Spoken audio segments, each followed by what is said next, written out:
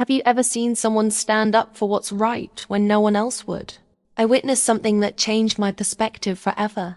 A little girl with nothing to her name defended a classmate being bullied for dancing, not knowing a famous choreographer was watching the entire time. What happened next left everyone speechless. Before I continue, if stories like this inspire you, subscribe to the channel now, so you don't miss the next ones. I remember the moment like it was yesterday. The elementary school auditorium in downtown Detroit smelled of floor polish and anxiety. These school talent shows always made me nervous, even as just an observer.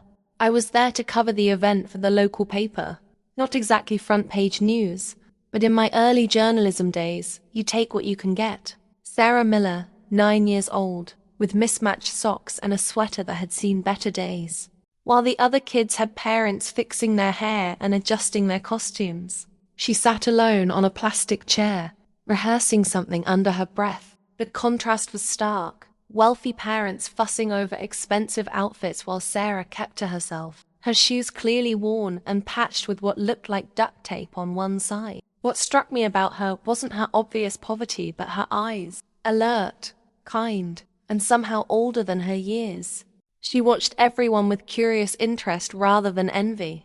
When someone dropped their prop, she was the first to help, then quickly retreat to her solitary spot. The talent show coordinator, Mrs. Jenkins, was running around with her clipboard, simultaneously trying to organize 28 nervous children and deal with overly competitive parents. 5 minutes until we start. Everyone get ready, please. But my attention kept returning to Sarah. She wasn't performing. At least, she wasn't on the program I'd been given. So why was she here? I'd later learned she came to support her classmate, even though few others would. As the lights dimmed and the principal gave his introduction speech about celebrating our children's diverse talents, I noticed a sleek black car pull up outside the window. A woman stepped out wearing designer clothes that seemed out of place in this neighborhood. I didn't recognize her then, but I'd soon learned she was Elaine Powell, one of the most sought-after choreographers in the country. Her presence in this modest school auditorium was like finding a diamond in a sandbox. Why she was there remained a mystery, one that would unfold dramatically over the next hour. The show began predictably. A few kids played instruments with varying degrees of success. Some recited poems, and a pair of twins performed a science experiment that nearly set the stage curtain on fire. The audience of parents clapped politely, each waiting impatiently for their own child's moment in the spotlight. Then came Marcus Johnson's turn. A skinny boy with glasses, he timidly approached center stage. Mrs. Jenkins announced, "Next up, Marcus Johnson will be performing a dance routine." A few snickers immediately rippled through the audience. I saw Marcus freeze, his face flushing red as the first notes of the music began. He had barely taken a position when a voice from the back row cut through the music. "Hey, look, it's Ballet Boy.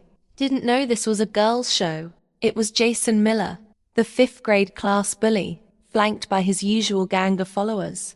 The music continued, but Marcus stood paralyzed. More laughs followed, and I watched in dismay as the teachers present did little more than whisper ineffective shushes toward the disruptors. Marcus looked like he might run off stage or burst into tears. Maybe both. That's when I saw movement from the side of the auditorium. Sarah Miller, the girl with the patched shoes, was walking straight down the center aisle toward the stage. Jason continued, "What's next? A tutu? Come on, dance for us, princes." The principal finally stood up, but before he could intervene, Sarah was already on stage. The small girl walked right up to Marcus, who was at least a head taller, and turned to face the audience. The music was still playing, though no one was dancing. "Why don't you come up here and try it?" Sarah's voice rang out, surprisingly strong for her small frame. "Or are you afraid you can't do what he can?" A hush fell over the room.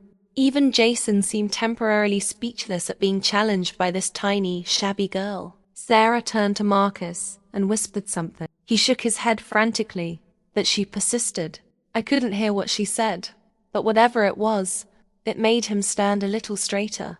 The music, Sarah called to the confused AV student. "Start it over." As the song began again, Sarah stepped back, giving Marcus space. He hesitated for just a second, looked at Sarah, and then began to dance. And that's when everything changed. The boy could move, really move. What started as an awkward shuffle transformed into something mesmerizing. His dance was untrained but natural, raw but emotional. There was genuine talent there, hidden behind his shyness and fear. The audience fell completely silent. Even Jason and his friends stopped their taunting, watching with reluctant fascination. Out of the corner of my eye, I noticed the well-dressed woman, Elaine Powell, leaning forward in her seat, her attention completely captured. When Marcus finished his routine, there was a moment of total silence before the applause began. It started tentatively, then grew into genuine appreciation. Sarah was the first to clap, her face beaming with a fierce kind of pride that had nothing to do with herself. As Marcus took a shy bow, I watched him mouth, "Thank you," to Sarah, who simply nodded and slipped back to her seat at the side of the room. The rest of the show continued, but I found myself watching Sarah and wondering about her story. Who was this little girl with the courage to stand up against bullies for someone else? Where were her parents? How did she develop such inner strength at such a young age? After the show, while parents congratulated their children and teachers cleaned up, I noticed Elaine Powell approaching Marcus and his mother. They spoke briefly, and I saw his mother's expression change from polite confusion to shock, her hand covering her mouth. Marcus looked bewildered as Elaine handed them a business card. But then something even more interesting happened. Elaine looked around the dispersing crowd and asked Marcus a question. He pointed toward Sarah, who was quietly helping stack chairs, unaware of the attention. I moved closer, pretending to take notes but actually trying to overhear their conversation. As Elaine approached Sarah, "Excuse me," the choreographer said. Sarah looked up, confused. "That was a brave thing you did for your friend." Sarah shrugged. "Marcus is nice. Those boys are just jealous because they can't dance like him." "Do you dance too?" Elaine asked. A flicker of something, longing perhaps, crossed Sarah's face before she shook her head. "No, ma'am. I just like watching." "But you understand dance," Elaine pressed. "You saw his talent when others missed it. Everyone would see it if they just looked," Sarah replied simply. Elaine smiled. "Where are your parents?" "I'd like to speak with them." Sarah's expression closed off slightly. "My mom's working. Double shift at the hospital. She's a cleaner there." "And your father?" "Don't have one," Sarah said, without self-pity. I watched Elaine's expression soften. "Well, I'd very much like to meet your mother when she's available. Will you give her my card?" She handed Sarah the same type of business card she'd given to Marcus and his mother. Sarah took it cautiously. "What for?" "I run a dance academy in the city. We offer scholarships to talented children. I'm interested in Marcus, but I'm also interested in people with a good eye for talent and the courage to stand up for others. Both are rare qualities." Sarah stared at the card like it might disappear. "I don't dance," she repeated. "Not yet," Elaine said with a smile. "But you could learn, if you wanted to." I watched Sarah's face as the possibility dawned on her, a door opening that she never imagined existed. Just then, Mrs. Jenkins approached, looking harried. "Sarah, your mother called. She's running late. She asked if you could wait in the office until she can pick you up around 8. Sarah nodded, used to this routine. "I'll be in town for 3 more days," Elaine said, as Sarah prepared to leave. "Please have your mother call me." As Sarah walked away with Mrs. Jenkins, I approached Elaine and introduced myself as a local reporter. "That was quite something with Marcus," I said. "Do you often recruit at elementary school talent shows?" Elaine laughed. "Never. I'm in town visiting my sister. She teaches 3rd grade here and mentioned there was a talent show. I came as a favor to her." She paused, looking in the direction Sarah had disappeared. "But sometimes talent finds you when you least expect it."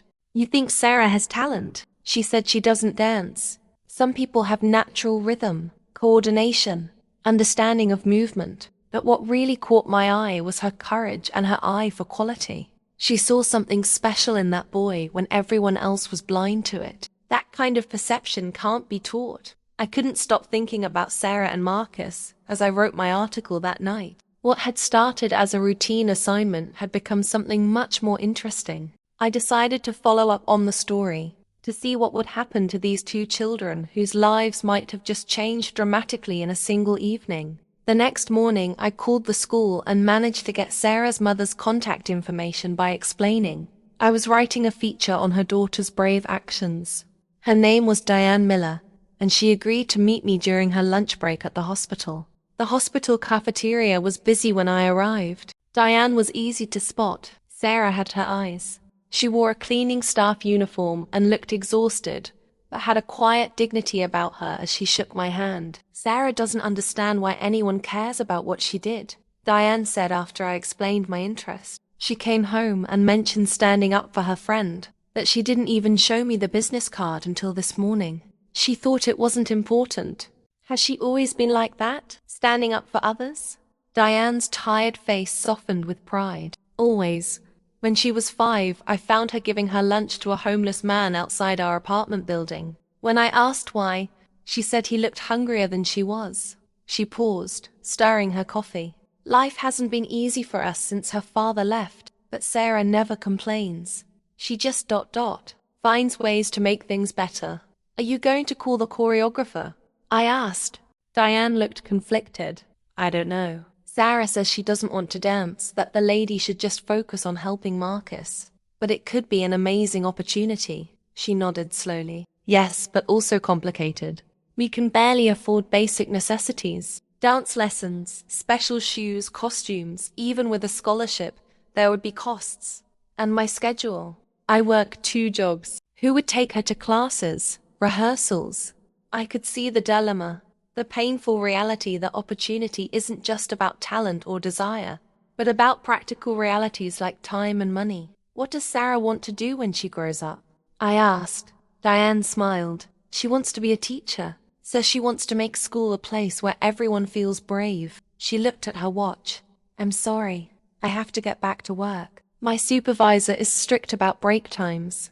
As she stood to leave, I asked one more question. Why do you think Sarah helped Marcus yesterday?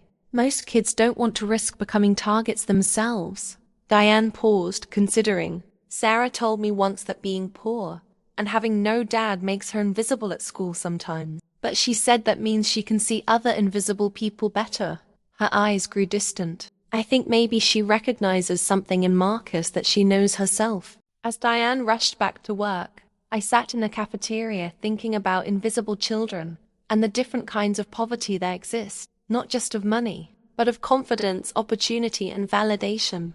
That afternoon, I drove to the address on Elaine Powell's business card. The Powell Dance Academy was housed in a beautifully renovated historic building downtown. Inside, everything was sleek and professional, a far cry from Sarah Miller's world of patched shoes and waiting alone in school offices. Elaine was between classes when I arrived, but agreed to speak with me briefly. I explained that I was following up on the story and had spoken to Sarah's mother. Has she called? Elaine asked immediately. Not yet. She's concerned about practicalities, costs, transportation, her work schedule. Elaine nodded thoughtfully. Valid concerns, but solvable problems. That's why I wanted to talk to you, Elaine said. When I see exceptional potential, I find ways to make it work. She leaned forward. My academy has a full scholarship program that covers everything, not just tuition, but transportation, attire, even meals during long rehearsal days. It's designed specifically for talented children who otherwise couldn't access proper training. I raised an eyebrow. That sounds unusually comprehensive. Elaine's expression softened. I was Sarah once. Not everyone knows this, but I grew up in public housing in Chicago. A teacher spotted me in a school play and fought to get me into a performing arts program. Without that intervention, I wouldn't be where I am today. She paused. But even with the scholarship, my mother struggled with transportation and schedule conflicts. I nearly had to quit multiple times. This revelation surprised me. Elaine Powell, with her designer clothes and prestigious academy, didn't fit the image of someone who had overcome poverty. So you created the program you wish you'd had, I said, understanding dawning. She nodded.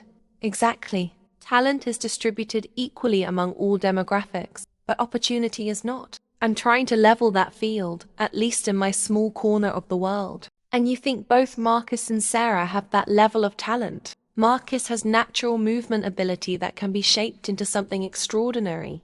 As for Sarah double quotes, she smiled thoughtfully. There's something special there. Whether it manifests as dance or something else remains to be seen. But that girl has qualities I rarely encounter. Perception, courage, empathy. Those are invaluable in any artistic pursuit. As I left the academy, I felt myself becoming more invested in this story than was professionally advisable. I wanted to see what would happen next. Wanted to somehow help bridge the gap between Sarah's world and the opportunities Elaine was offering. The next day, I tried a different angle. I went to the school during lunch period and asked to speak with Marcus. The principal agreed, likely hoping for positive press after the bullying incident at the talent show. I found Marcus sitting alone at a corner table in the cafeteria. The events of the talent show hadn't transformed his social status overnight. He was still clearly an outsider. He looked up in surprise when I introduced myself. I'm writing a story about what happened at the talent show, I explained. Would you mind telling me your perspective? He fidgeted with his milk carton. I almost didn't do it. I've been practicing dance for years, but nobody at school knew. My dad says boys shouldn't dance, so I kept it secret. Where did you learn, if you kept it secret? YouTube, mostly. And sometimes I stay late after school and use the empty gym. The janitor, Mr. Raymond, lets me in sometimes when he's working late. He says his son is a dancer in New York.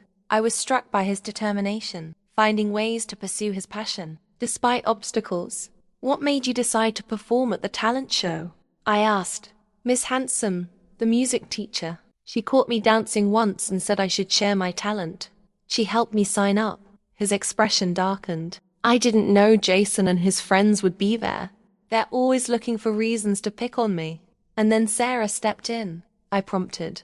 For the first time, Marcus smiled. Yeah, Sarah's always been nice to me, but we're not really friends or anything. We just sit near each other in math sometimes. He paused, remembering. When she came on stage, I thought she was crazy. Nobody stands up to Jason, but she wasn't scared at all. What did she whisper to you on stage? She said, just pretend they're not here. Dance for yourself. And then she said, I'll watch your back. Nobody ever said that to me before. Something about his words touched me deeply. I'll watch your back. Such a simple promise, but powerful enough to give him courage. Have you talked to Sarah since then? Marcus nodded. I thanked her yesterday. She acted like it wasn't a big deal. He hesitated. I told her about the dance lady wanting to meet my mom, and Sarah said she got a card too, that she doesn't think she'd go. Why not? She said she's not a dancer and her mom works all the time.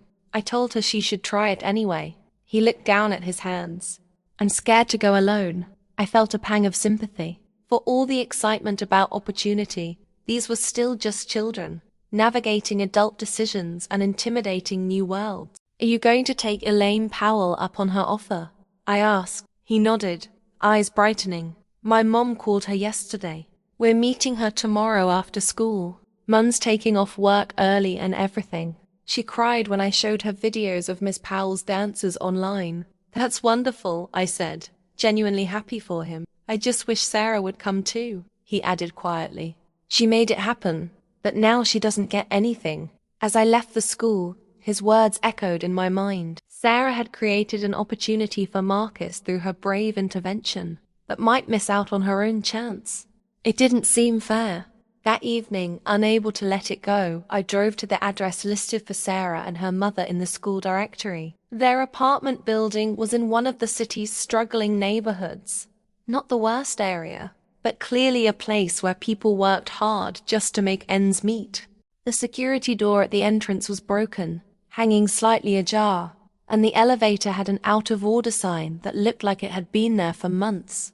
I climbed 4 flights of stairs and found apartment 412. For a moment I hesitated. Was I overstepping journalistic boundaries? This wasn't just about a story anymore. I was personally involved in a way that probably crossed professional lines. But something compelled me forward. I knocked. After a long moment, the door opened a few inches, secured by a chain. Sarah's face appeared in the gap, her expression cautious. Hi, Sarah. You might not remember me, but I was at your school's talent show. I'm a reporter writing about what happened. Recognition dawned in her eyes. You were talking to Ms. Powell after. That's right. Is your mom home? She's at her night job. She cleans offices downtown until 11. I hesitated. I hadn't expected Sarah to be alone, though in retrospect, it made sense given what I knew about her mother's schedule. I wanted to talk to you both about the dance academy, I said. Sarah's expression closed off slightly. I already told Ms. Powell I don't dance. I know, but opportunities like this don't come along often. Marcus told me he's going tomorrow to meet with her. Something flickered across Sarah's face. Interest, perhaps, or longing. Good. He's really talented. He said he wishes you would come too. She was quiet for a moment, then said, I can't. Because you don't dance, or because of practical issues like your mom's schedule. She looked surprised at my directness. Both, I guess.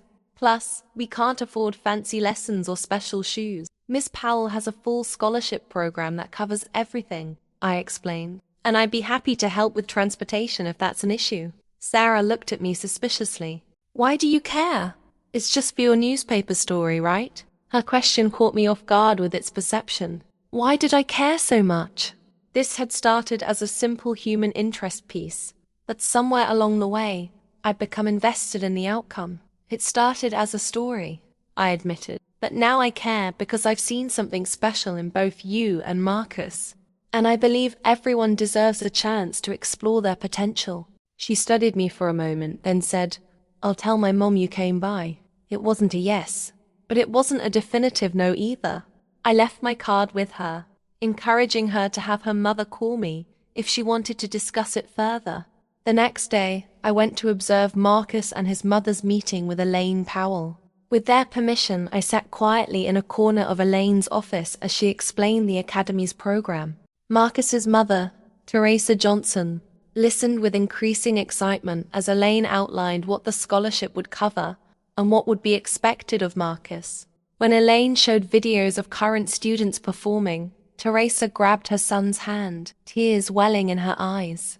I always knew he was special, she whispered, that I never had the means to nurture it properly. Marcus looked simultaneously embarrassed and proud at his mother's words. He is special, Elaine confirmed.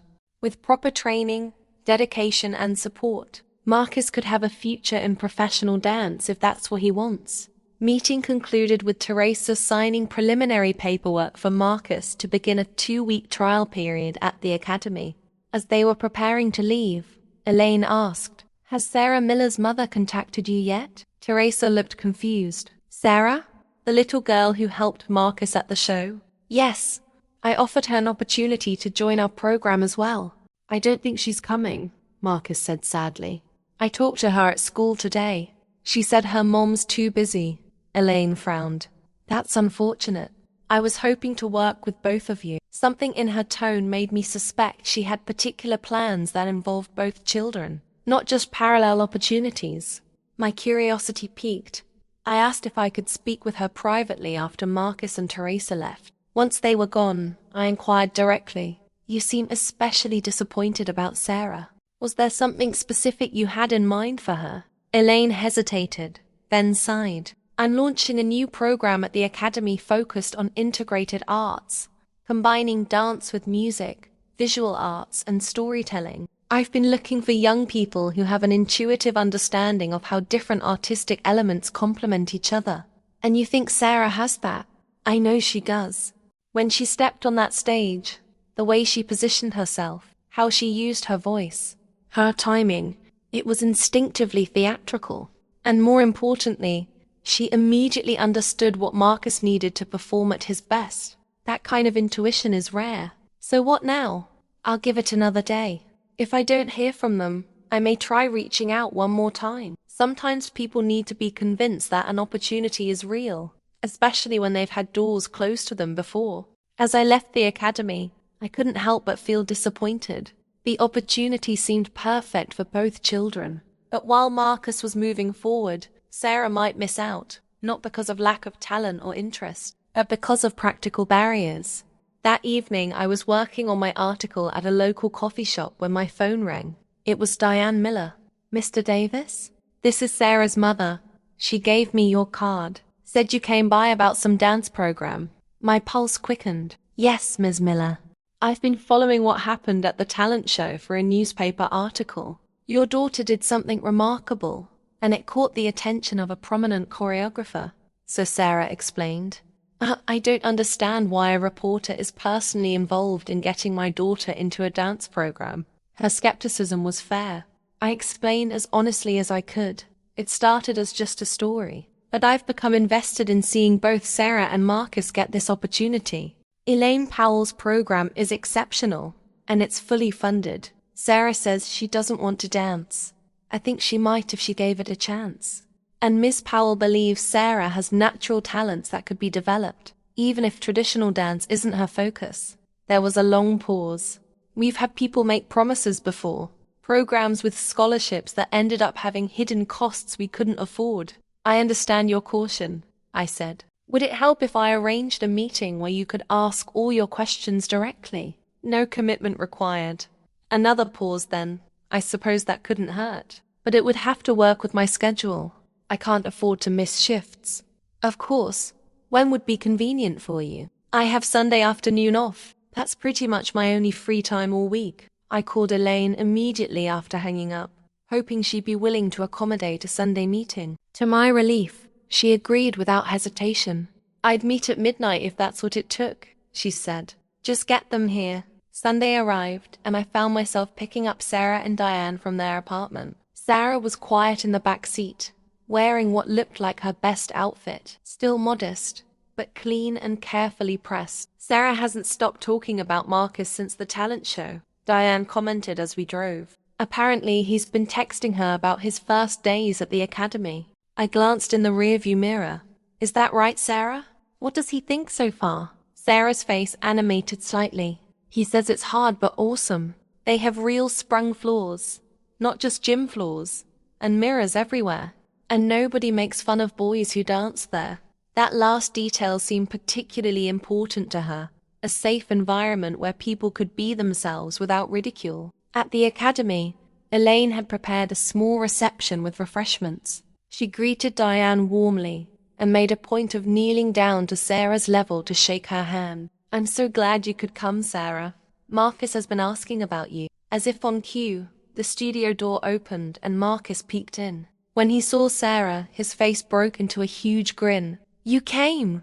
he exclaimed, rushing over. "Come on, I'll show you around." Miss Powell said I could. Sarah looked to her mother for permission. When Diane nodded, the two children disappeared into the studio, Marcus chattering excitedly about everything he'd learned. "He seems different already," I observed. 3 days here has done more for his confidence than 3 years of me telling him to stand up for himself," Diane said, watching them through the glass door. Elaine guided us to her office, where she explained the program in detail, addressing all of Diane's practical concerns about schedules, transportation, and hidden costs. "We have a van service that picks up several of our scholarship students," Elaine explained. "Sarah would be on that route. And regarding your work schedule, we have supervised study hours after regular classes until 8 p.m. for parents who work late shifts." I watched Diane's expression as each of her objections was methodically addressed. Gradually, her skepticism gave way to cautious hope. "But Sarah insists she doesn't want to dance," she said finally. "I don't want to force her into something," Elaine smiled. "I don't believe in forcing children into artistic disciplines. It never works. But I do believe in exposure and opportunity. Let Sarah try different aspects of performance. We offer more than just dance here. There's theater, music, production design. She might find something that speaks to her." Just then, the office door burst open and Sarah rushed in, her eyes wide with excitement. "Mum, they have a whole costume department upstairs, with a lady who makes all the outfits herself. She showed me how she designs them on a computer first." The transformation was startling.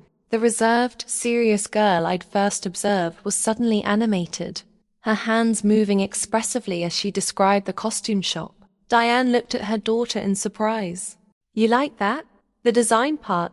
It's amazing." She showed me how she picks fabrics that move right for different dances, and how lighting changes how colors look on stage. Elaine exchanged a knowing glance with me. Sarah, would you like to see more of our production department? We have lighting design, set construction, and scenic painting too. Sarah's eyes widened further. Yes, please.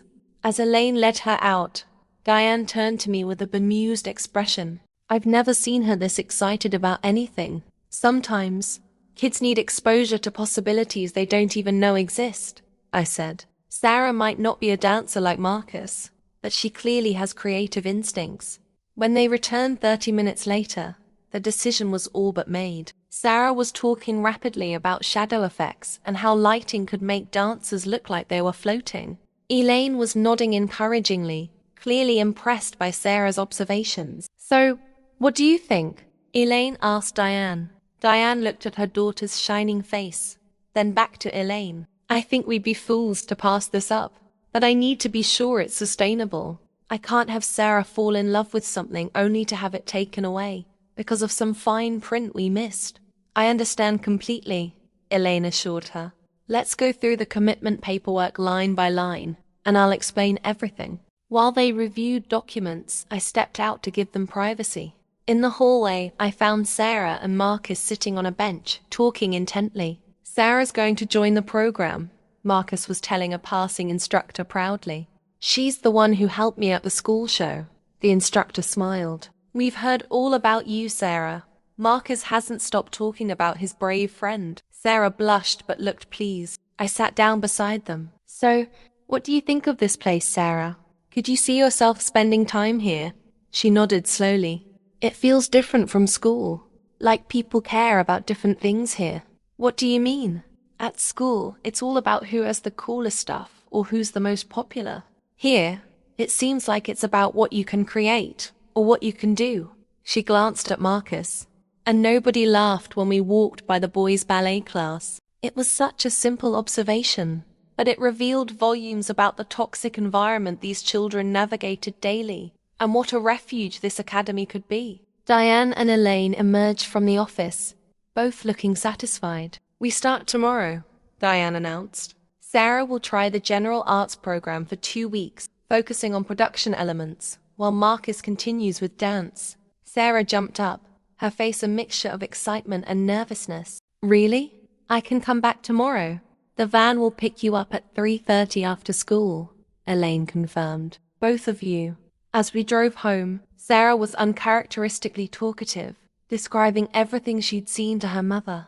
Diane caught my eye in the rearview mirror and mouthed a silent, "Thank you." I waved it off, embarrassed.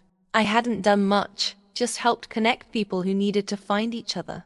The real story was about Sarah's courage, Marcus's talent, and Elaine's determination to find and nurture potential in unexpected places.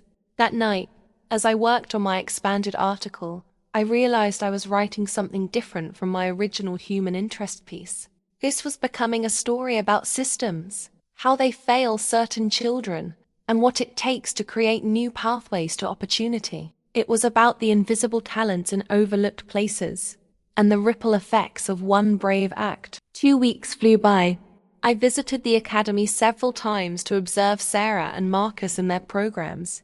Marcus was flourishing in the structured dance environment, his natural talent being shaped and refined by expert instruction. But Sarah's transformation was even more remarkable. The quiet, serious girl had found her voice in the production department. Her eye for detail and natural understanding of how visual elements affected emotional impact had impressed even the veteran designers. On my last scheduled visit, I arrived to find the academy in a flurry of preparation for a showcase. Students rushed around adjusting costumes and checking equipment, while instructors called out last-minute directions. Elaine spotted me and waved me over. Perfect timing. We're about to have a run-through of the collaborative piece. Collaborative piece? She smiled mysteriously.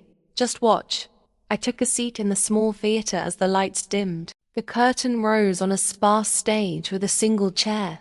Marcus walked out, dressed simply in black pants and a white shirt. He sat, looking nervous and small under the harsh white light.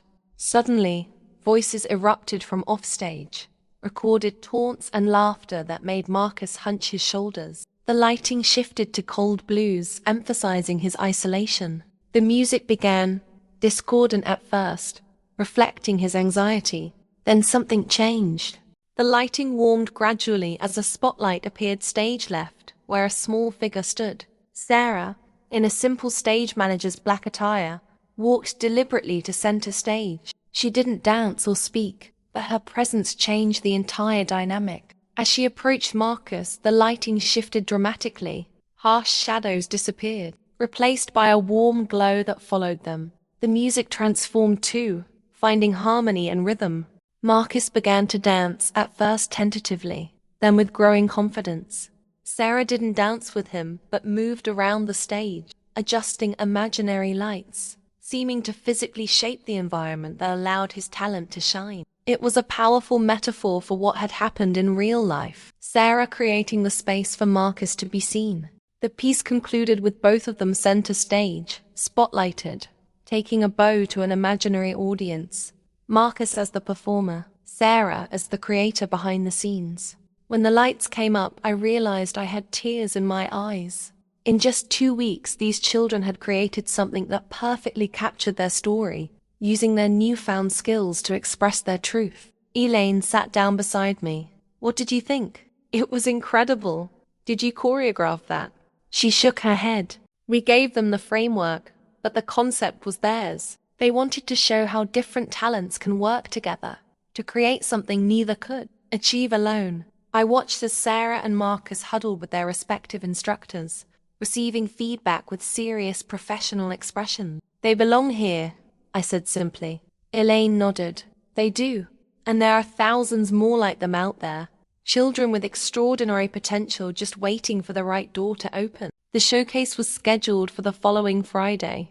Elaine had invited school administrators, arts funders, and community leaders, hoping to expand support for the scholarship program. I promised myself I'd maintain journalistic distance, but by Friday evening, I was as nervous as if my own children were performing. I'd watched Sarah and Marcus prepare all week, seen their determination, their late nights, their attention to every detail. This showcase wasn't just a performance. It was the culmination of a journey that had begun with a simple act of courage in a school auditorium. The Academy's theater filled quickly. I spotted Diane slipping in just before the lights dimmed, still wearing her hospital cleaning uniform. She'd come straight from work, unwilling to miss her daughter's debut. Teresa Johnson sat nearby, already dabbing at tears of pride. Several teachers from the elementary school had come too, including the principal, whose eyes widened when he saw the professional setting these former outcasts now inhabited. And there, in the back row, I noticed Jason, the bully from the talent show, and his mother.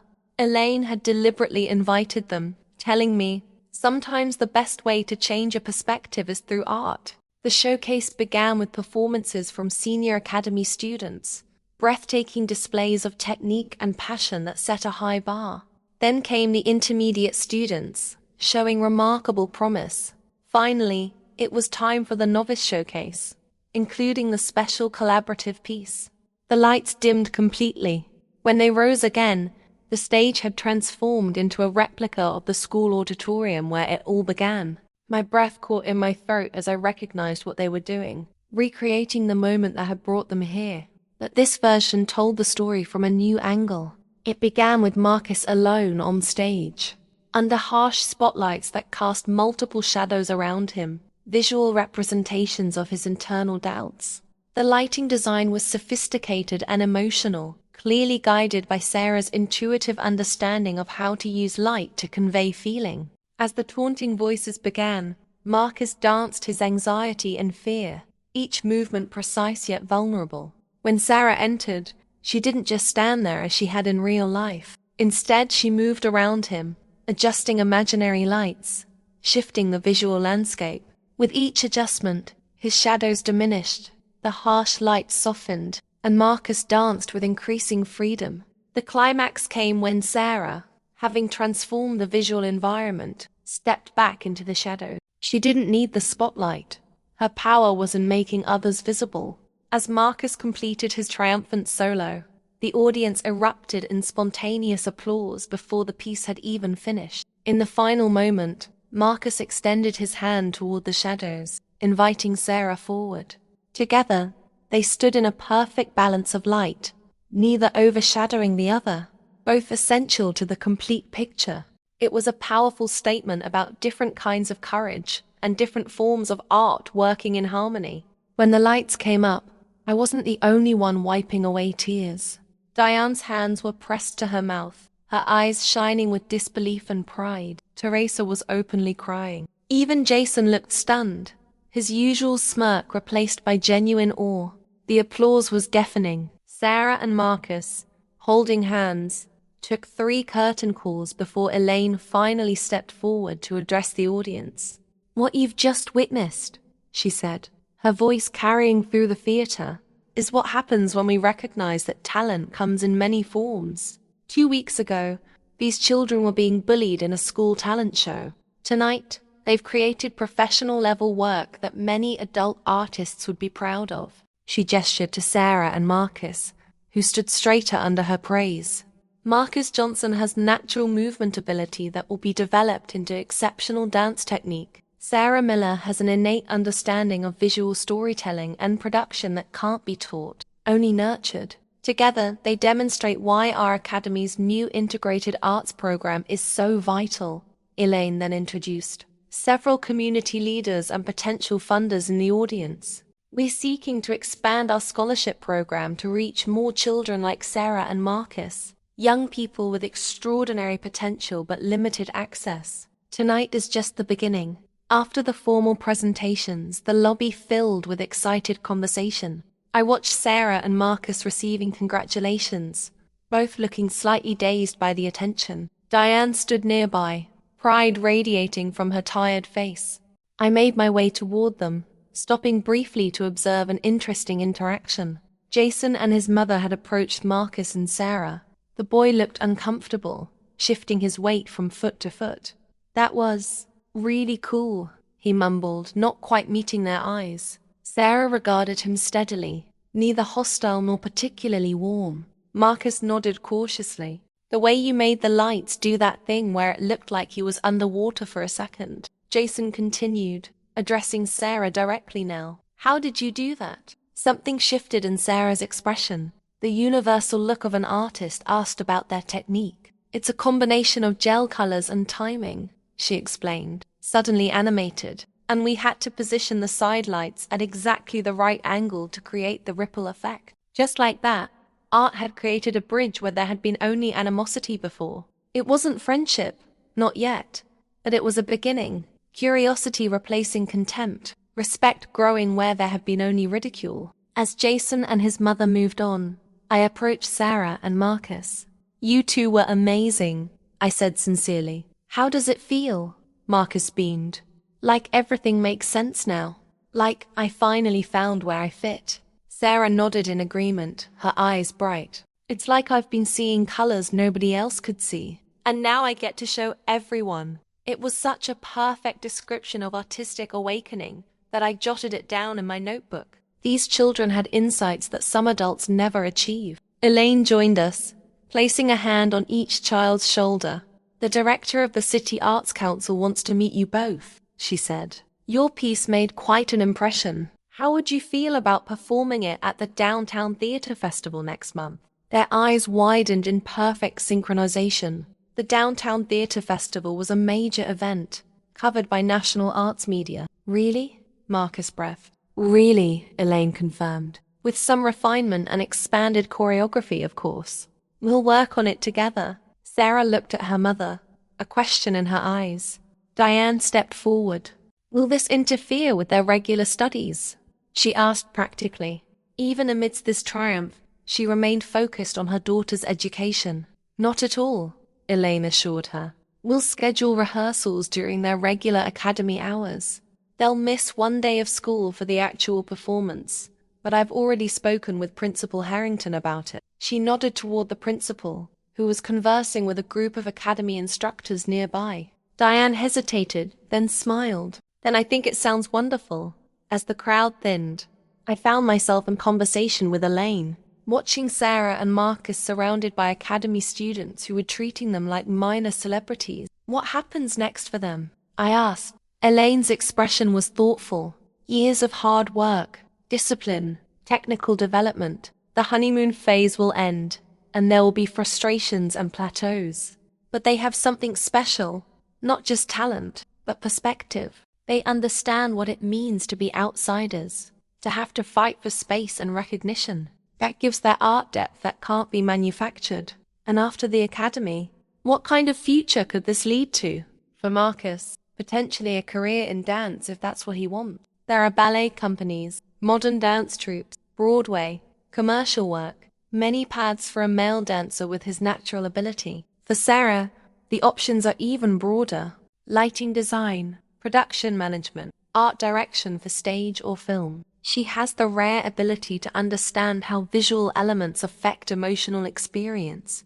That's invaluable in any medium. I thought about how differently their lives might have unfolded. Without that moment of intervention, Marcus continuing to hide his talent, Sarah's gifts for visual storytelling never discovered, all because she stood up to a bully, I mused. Elaine smiled. One brave moment can change everything. That's why I do this work, because potential is everywhere, waiting to be recognized. As the evening concluded, I watched Sarah and Diane preparing to leave, Sarah carefully placing her production notes in a folder the academy had provided. She looked different already, standing straighter, making eye contact, speaking with newfound confidence. Marcus waved goodbye, heading off with his mother, already talking about ideas for expanding their piece. I approached Sarah and Diane one last time. May I walk you out? Outside, the night was clear and cool. Sarah looked up at the stars, then at the academy building with its warm light still glowing from within. You know, she said thoughtfully, I still don't want to be a dancer. Diane and I both laughed at her directness. And that's perfectly fine, I assured her. You found something that suits you better, she nodded. I like being the person who makes the dancers look magical. It's like having a superpower that nobody knows about.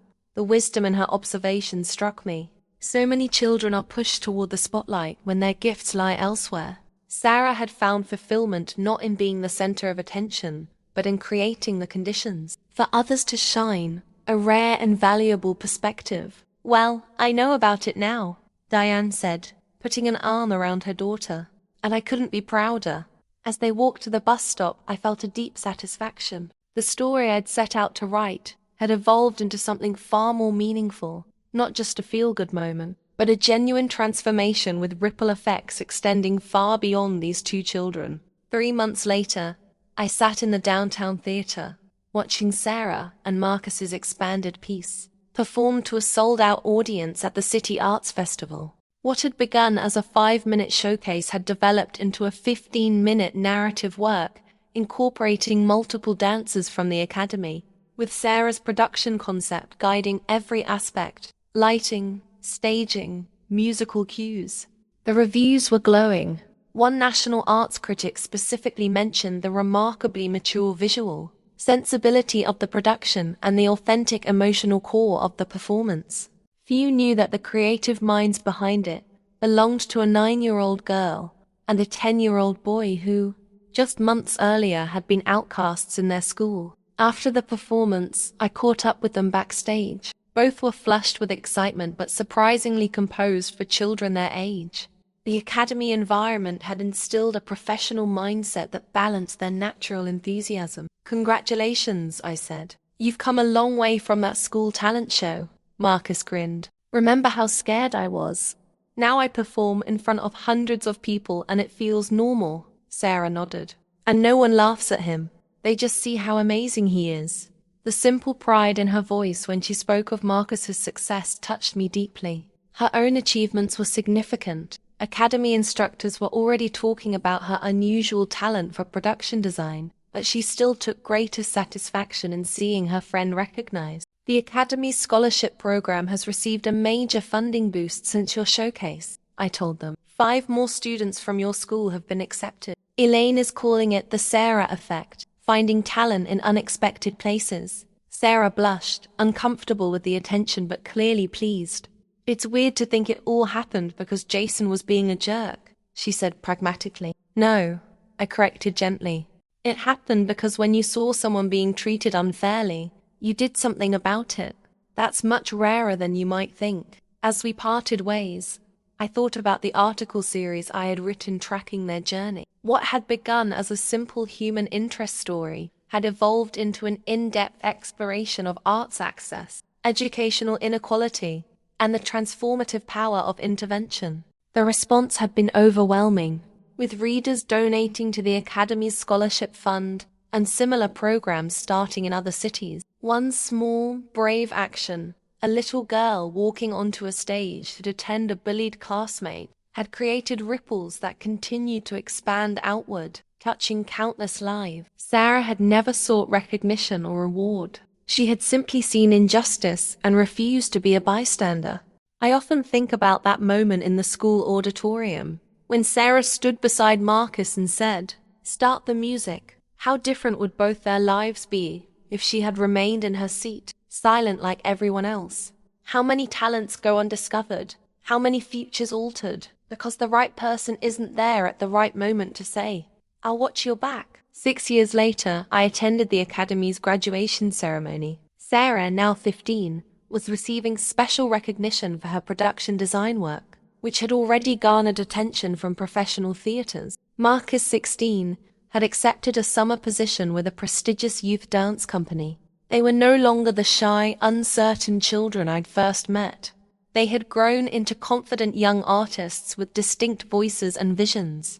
Yet they still collaborated regularly, creating works that combined their complementary talents. After the ceremony, I joined them and their families for a celebration dinner. Diane, no longer working double shifts, had completed nursing assistant training and now worked at a physical rehabilitation center. Teresa had become the Academy's parent coordinator, helping other families navigate the challenges of balancing school, work, and artistic training. I've been offered an internship with the National Theatre's lighting department next summer, Sarah announced excitedly over dessert. It's in Washington, D.C., and I'm applying for the summer intensive at the American Ballet Theatre, Marcus added. If I get in, I'll be in New York. Their paths were diverging as they should. Each had found their unique direction, nurtured by opportunity and hard work. Yet I had no doubt they would remain connected, their artistic journeys forever intertwined by that pivotal moment of courage. As the evening ended, Sarah pulled me aside. "I read all your articles about us," she said. "The ones from the beginning, when you first saw us at the talent show. What did you think?" I asked, curious about her perspective. She considered carefully. "You saw something in us before we saw it in ourselves.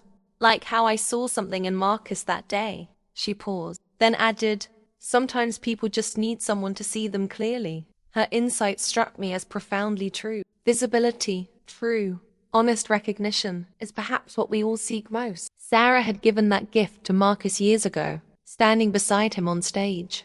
Elaine Powell had offered it to both of them, seeing potential where others saw only problems. And perhaps, in some small way, my articles had helped others see the value in looking more deeply at the children in their community. "Thank you for telling our story," Sarah said simply. "Thank you for giving me a story worth telling," I replied. As I watched Sarah and Marcus with their families, confident, purposeful, and full of promise, I thought about all the invisible children still waiting for their moment of recognition. How many Sarahs and Marcuses were sitting in classrooms, on playgrounds, in community centers, their gifts unnoticed, their potential untapped? The most powerful part of their story wasn't the professional success they'd found, or the accolades they'd received. It was the reminder that extraordinary talent and courage often exist in the most ordinary places, waiting only for the right moment and the right witness to emerge. In a world that often overlooks the quiet children, the different children, the ones who don't immediately stand out, Sarah and Marcus's journey reminds us to look more carefully, to create spaces where diverse talents can flourish, and most importantly, to stand up when it matters.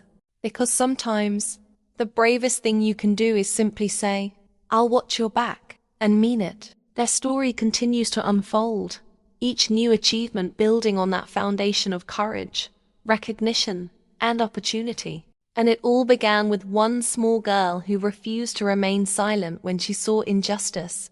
A moment so brief it might have gone unnoticed, but instead became the catalyst for two transformed lives, and countless others touched by the ripple effects of that single brave choice. If you were touched by this story, subscribe to the channel and comment below which part moved you the most. And before you go, there's a recommended video right here that will give you goosebumps. Watch it now. What moment in this story resonated with you most deeply?